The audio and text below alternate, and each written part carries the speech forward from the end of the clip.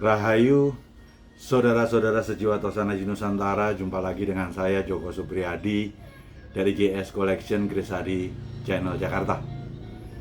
Mari kita awali dalam doa. Semoga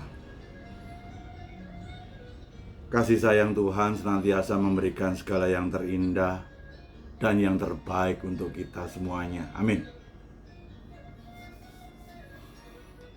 Pada tayangan 182 kali ini, saya ingin menampilkan topik yang sederhana. Barangkali banyak teman-teman yang baru membutuhkan pandangan saya tentang hal yang sederhana itu, dengan tema klasifikasi usia Tosanaji dan keris nom-noman.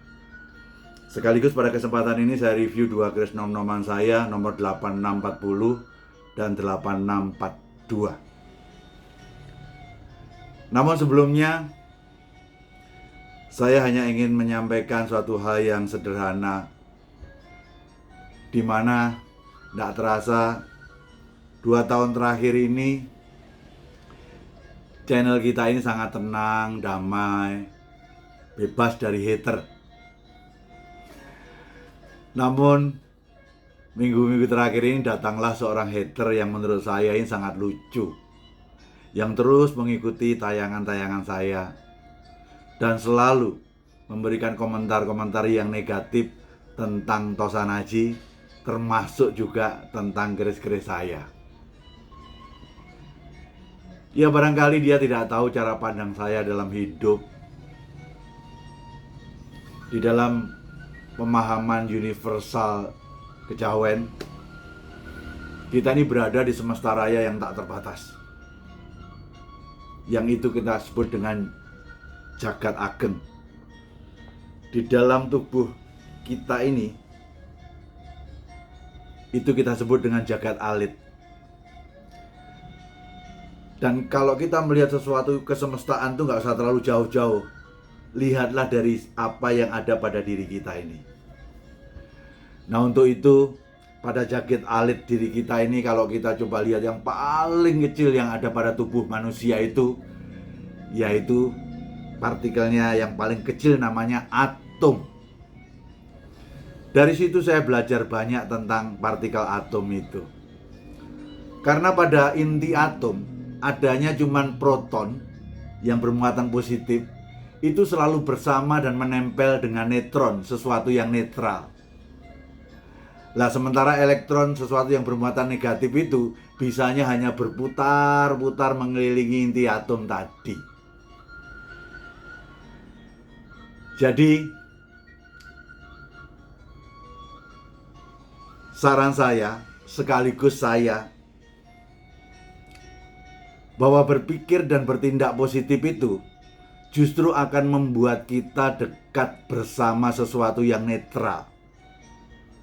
Sesuatu yang netral atau neutron itu tidak lain tidak bukan itu kesejatian daripada Yang Maha Kuasa.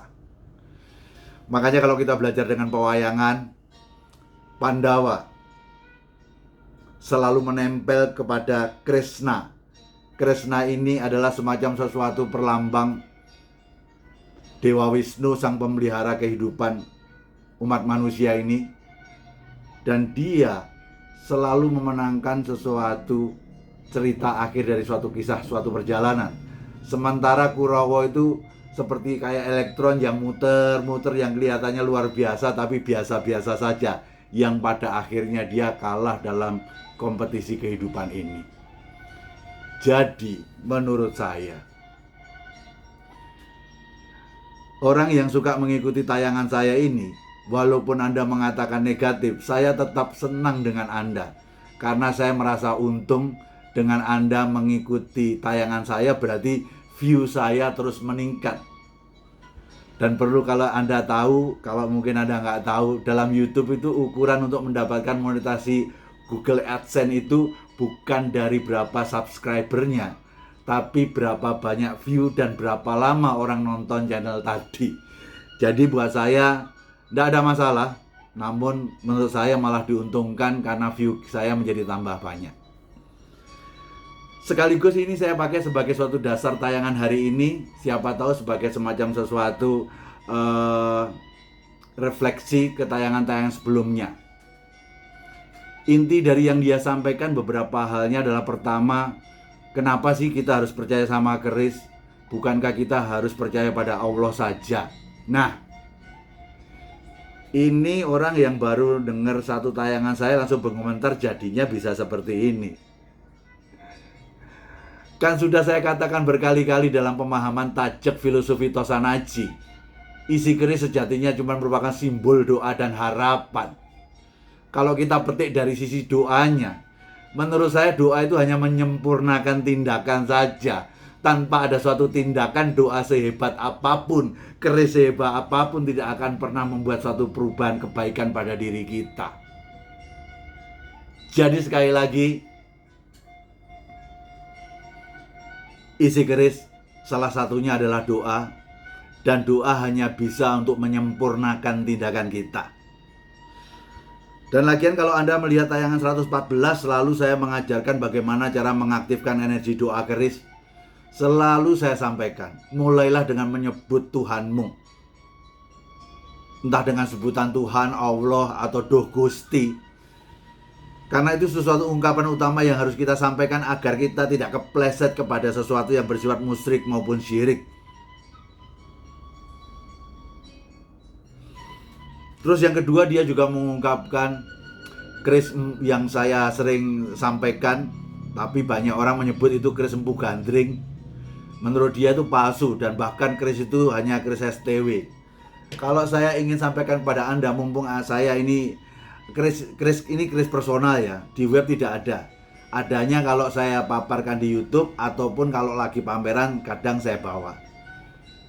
Kalau Anda sudah kenal tentang keris dengan guratan lipatan Tosanaji yang seperti ini, dengan korosi yang seperti ini, dan gradasi warna seperti ini, kalau Anda mengatakan ini keris STW, Anda akan diketawain banyak orang yang paham tentang Tosanaji. Namun bagi saya, bukan itu masalahnya. Masalahnya, saya itu nggak pernah menyebutkan ini keris empu gandring. Yang saya ingin sampaikan adalah, empu gandring itu hidup di era awal Singosari. Berarti tahun 1222 atau di akhir Kediri. Berarti keris-keris saat itu ya menurut saya berbesi-besi kabudan.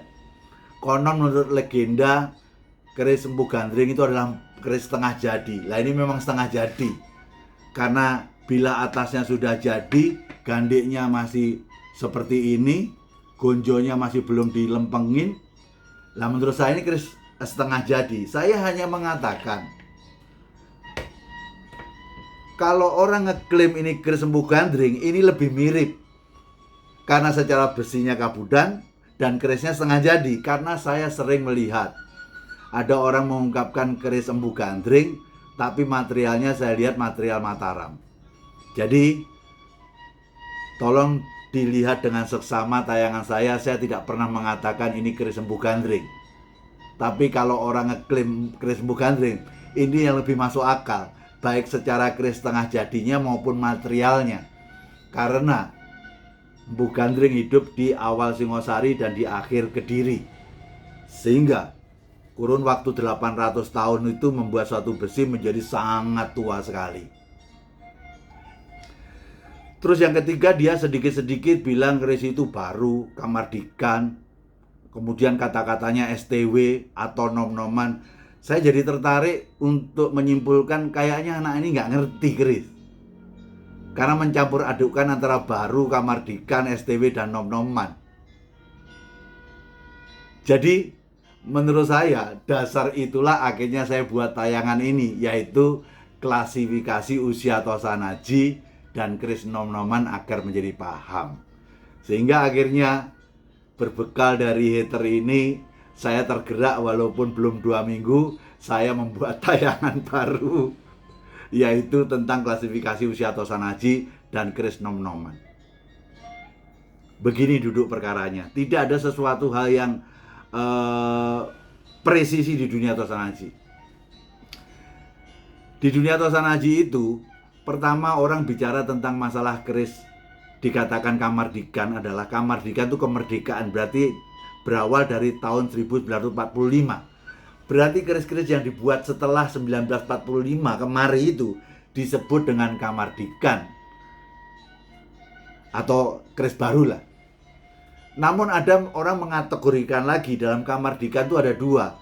Ada yang keris benar-benar baru, ada yang benar-benar STW. Agar Anda ngerti istilah STW adalah STW itu setengah tua. Setengah tua adalah dari tahun 45 sampai dengan 2023 ini berarti kan 78 tahun. Kalau STW-nya dibagi dua berarti 39 tahun. Berarti tahun 1945 tambahkan ke 39 ya jadinya adalah tahun 1984. Jadi tahun 1984 ke belakang sampai 1945 itulah yang disebut dengan STW. 1984 kemari itu murni orang sebutnya sebagai keris baru. Namun klasifikasi ini adalah klasifikasi yang pertama.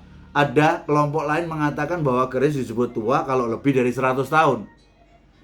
Ya kalau lebih dari 100 tahun, ya udah sekarang 2223. Berarti sejak tahun 1923 hingga kemari itu yang dibikin itu adalah keris baru. Makanya saya katakan, kalau mau cari keris nom-noman yaitu HB, maksimum di HB8. Itu pun HB8 itu yang awal saja. Yang akhir sudah kurang dari 100 tahun karena HB8 itu adalah Jumeneng 1921 sampai 1939. Kalau PB saya batasin PB 10 karena Jumeneng 1893 sampai 1939. Jadi akhir PB 10 pun juga kurang dari 100 tahun. Namun Anda harus tahu 1755 adalah suatu tonggak perjanjian Giyanti yang akhirnya membelah Mataram menjadi dua antara Jogja dan Solo. Lah, kelompok perkerisan keris-keris yang diproduksi di era itu disebutnya istilahnya nom-noman.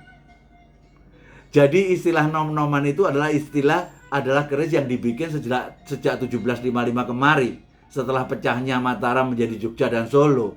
Namun kalau kita pakai klasifikasi keris tua itu di atas 100 tahun, keris nom-noman HB8 ke belakang, PB10 ke belakang, nggak usah susah, itu terkategori keris sepuh atau keris tua karena definisinya adalah 100 tahun tadi. Jadi nom-noman itu sejatinya cuma istilah saja.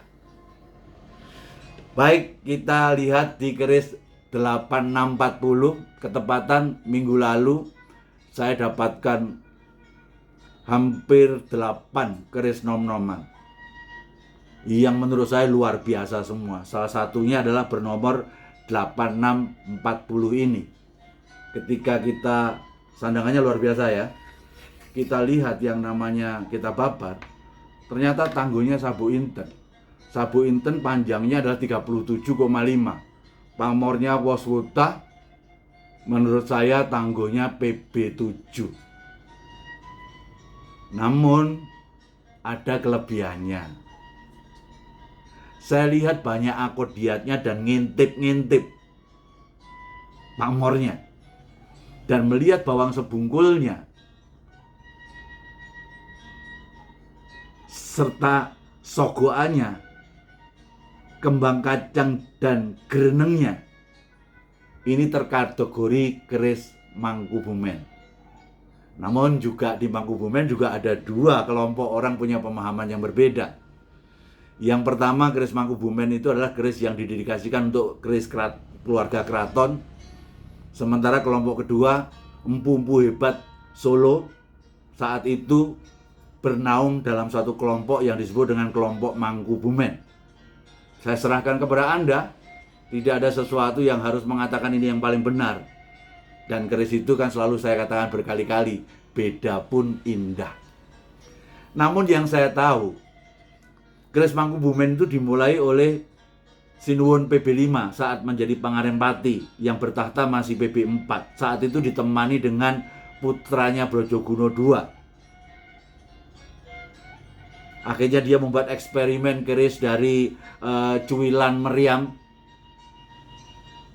Dia juga membuat suatu eksperimen memperbesar bawang sebungkul. Dari situlah akhirnya keluar istilah yang namanya Mangkubumen. Makanya bisa dikatakan tidak diketemukan keris Mangkubumen bertangguh di bawah PB5. Selalu PB5, 6, 7, 8, 9, 10, disitulah keris-keris Mangkubumen. Satu hal lagi untuk keris-keris yang bercorak solo, selalu di PB itu ada yang dia punya panetes disebut sebagai panetes buntut tumo. Ini juga ceritanya sama. Buntut tumo itu hadir di era PB5 juga. Makanya kalau Anda lihat PB sepuh, lebih sepuh daripada PB5, rata-rata tidak berbuntut tumo. Kalaupun berbuntut tumo adalah kreasi setelahnya. Di samping pamor ngintip, ini keris Mangkubumen. Kalau Anda ngelihat karakter pamornya, ini bernuansa Madura. Seperti kayak ini keris keluarga Brojoguno. Nah, menjadi unik lagi kalau kita masukkan ke keluarga Brojoguno. Brojoguno sering saya lihat kerisnya berdapur lurus, dan luk juga, banyakan lurus, luk juga ada. Namun biasanya dia punya sesuatu ganduk yang polos. Namun kali ini ganduknya berkembang kacang. Jadi kalau bicara tentang Tosan-Aji, tentunya sering saya kemukakan secara benda seni. Nilai tinggi Tosan-Aji itu adalah di keindahan dan kelangkaan. Indahnya keris itu penting karena ini benda seni, langkanya juga penting karena ini berkaitan dengan hobi, orang pengen punya sesuatu yang spesial. Jadi kalau bicara kelangkaan, Anda tahu, nyari keris Sultan Agung atau keris Pajang yang lurus susah, kebanyakan lo, namun ada. Mencari keris Tuban yang lo susah, kebanyakan lurus, namun ada. Disitulah kelangkaan-kelangkaan yang sangat unik dalam Tosan-Aji yang membuat kita menjadi sangat suka, karena orang pada dasarnya tidak mau kalau dia punya keris orang lain juga punya. Sehingga urusan benda seni urusannya seputar keindahan dan kelangkaan. Pastikan cari yang indah dan yang langka. Keris kedua yang saya review kali ini adalah keris nomor 8642.